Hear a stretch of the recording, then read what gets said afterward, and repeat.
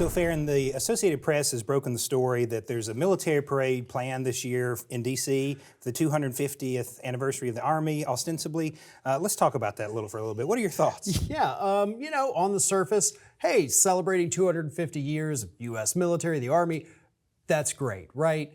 But that's not what this is about at all.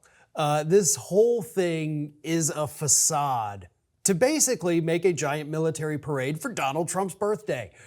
He had gone to Bastille Day in France years ago during his first term, and he loved it. He thought, like, this is how it should be. You know, this big show of all the military equipment parading down the street. So he wanted it so badly during his first term, could never make it happen. So now, a little over 100 days in office, he's like, by God, we're doing it. And just so happens it's gonna be on my birthday. Just absolutely the most transparent thing that this guy has ever done, because it's all about him. This is not about the military, it's all about him. And certainly his defenders are saying that this is the Continental Congress founded the Army on June 14th in 1775. It's also Flag Day. Right. So there are some arguments that I've seen online about this, but this is a man who's been obsessed with a military parade, obviously, famously big fan of Kim Jong Un. Yeah. And Bastille Day. He tried to do this the first term. The estimates were like $90-something million. Right. He couldn't get it over the finish line. I looked it up. The last big military parade that D.C. saw was June 8th of 1991. It was National Victory Day during the Gulf War. Stormin Norman led the parade. We had won the Gulf War and saluted the president. This is going to be 150 vehicles, 50 aircraft, 6,600 soldiers. This is a big production. Of course, D.C. is upset, saying the tanks are going to destroy the roads. I mean, this is going to be very expensive for a president and a Congress that it says we've got to cut things. Yeah. This is not a cut. This is an extravagance. Right. I mean, I wonder what Doge has to say about this, because if it was going to be 90 million, 8 years ago, I can only assume, just like the cost of everything else, it's gone way up. And you bring up a great point about the tanks. They want actual real tanks rolling down regular roads.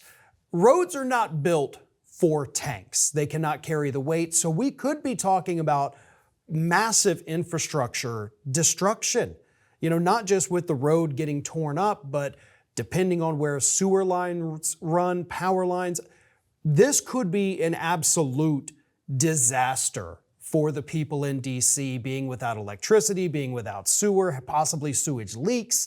I mean, they're not really thinking any of this through, and they've thrown it together so quickly. I mean, we're a little over a month away from when this is going to happen. You do not have time to reinforce any of this infrastructure. You do not have time to repave roads. It's the dumbest thing I think I've ever seen. And again, it's all because of his ego. He wants to have these 6,600 troops have to stop along the way and salute him, and he'll be this, I got my birthday cake. He may have a birthday hat. I mean, it's gonna be ridiculous, and it's all about him. The Pope's death, he made it all about him on the, saying, well, I could be the next Pope.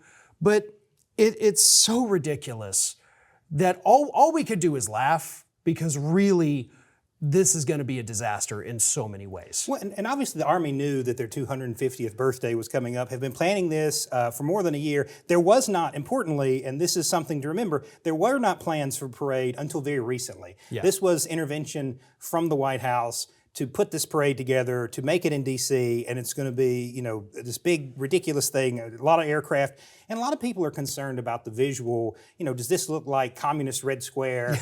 This is generally associated with dictatorships.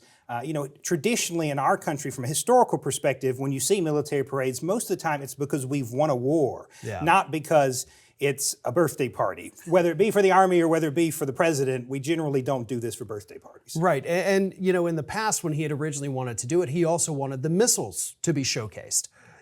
Having these giant missiles like North Korea does, because they held parade anytime they created a new missile.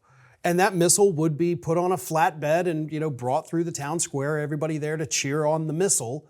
And that's what he wants. This really is North Korea style maybe even a truck with a giant photo of Trump going through. I'm not going to put anything past him at this point. Well, I think it's particularly heartless when you've laid off hundreds of thousands of workers because we don't have money. You're planning a multi-million-dollar parade that is not necessary, aircraft, and we all know those things burn fuel. The cost of this, I don't know how you justify this as you're predicting austerity, and we're going to talk about that in another episode. You know, shipping rates are down, bankruptcies are up. This is not the time to be having a lavish parade for a 79th birthday party or a 250th, depending on what side you fall on that. So. Right. You know, get him a bounce house. He could have just as much fun in there. But no, this, again, disaster waiting to happen. Stay tuned and we'll see how it goes.